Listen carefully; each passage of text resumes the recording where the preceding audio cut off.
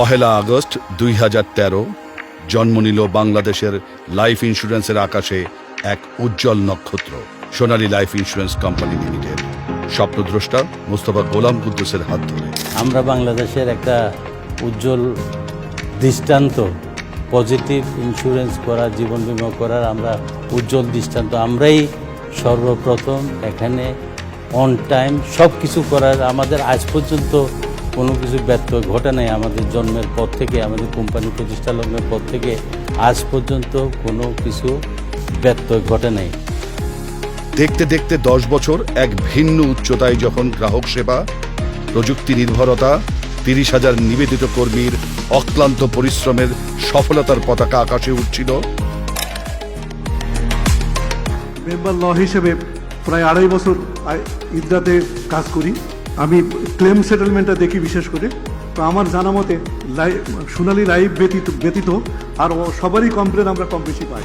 অনেক নাম করা কোম্পানি, আমি হয়তো নাম উল্লেখ করলে খারাপ হবে, তো তাদেরও অনেক সময় অনেক কমপ্লেন সেটেল করতে হয়েছে আমাদেরকে, কিন্তু সোনালীর কোনো কমপ্লেন আমরা পাইনি। এই জন্যই আমরা সাধুবাদ দিচ্ছি এবং আমরা সোনালী লাইফ ইন্স্যুরেন্সকে আগামীতে রেফারেন্স হিসেবে টানবো, এই অঙ্গীকার ব্যক্ত করছি। আমি আলাদাভাবে আপনাদের কোনো কিছুরই প্রশংসা করতে চাই না, কারণ পূর্ণাঙ্গ রূপে পুরোটাই সুন্দর। তো কোনো সুন্দরী যদি স্বীকৃত হয়, চলনে সুন্দর, বলনে সুন্দর, নাকি দেখতে সুন্দর, মানে সব কিছুই সুন্দর।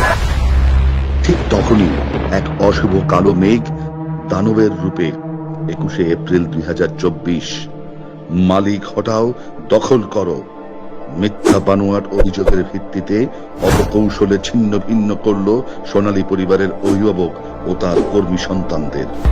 গত 17 বছরের শাসনামলে বাংলাদেশের ফাইন্যান্সিয়াল ইন্ডাস্ট্রি অধিগ্রহণের হোস্টাইল টেকওভার এক আগ্রাসী ষড়যন্ত্র প্রক্রিয়া। যেমন বহু ব্যাংককে দখলদারিত্বের শিকার হতে হয়েছিল, ঠিক তেমনি বাংলাদেশের লাইফ ইন্স্যুরেন্স দেশীয় কোম্পানির মধ্যে ব্যতিক্রম এক প্রতিষ্ঠান সোনালী লাইফ ইন্স্যুরেন্স কোম্পানি লিমিটেড।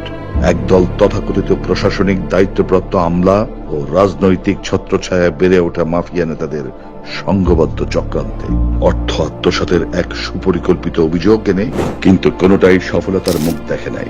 এর অন্যতম কারণ সোনালী লাইফের 28,000 দক্ষ বীমা যোদ্ধা, 17 জন অকুতভয় এক্সিকিউটিভস ও 800 প্রশিক্ষিত কর্মকর্তা কর্মচারীদের সততা, ঐক্যতা ও প্রতিষ্ঠান বাঁচাও আন্দোলনে ঝাঁপিয়ে পড়ে একে একে ষড়যন্ত্রের সবকটা বাধা অতিক্রম করে, যা ইতিহাস হয়ে রবে।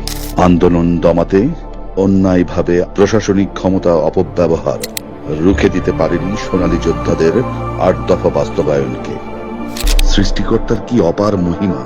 সোনালীর প্রতি বৈষম্য আর জাতীয় বৈষম্য বিরোধী আন্দোলন একাকার হলো 5 আগস্ট 2024। সোনালী শত্রুরাও সেদিন পরাজিত হলো একদল খ্যাপা শাবকের সাহসী প্রতিবাদে।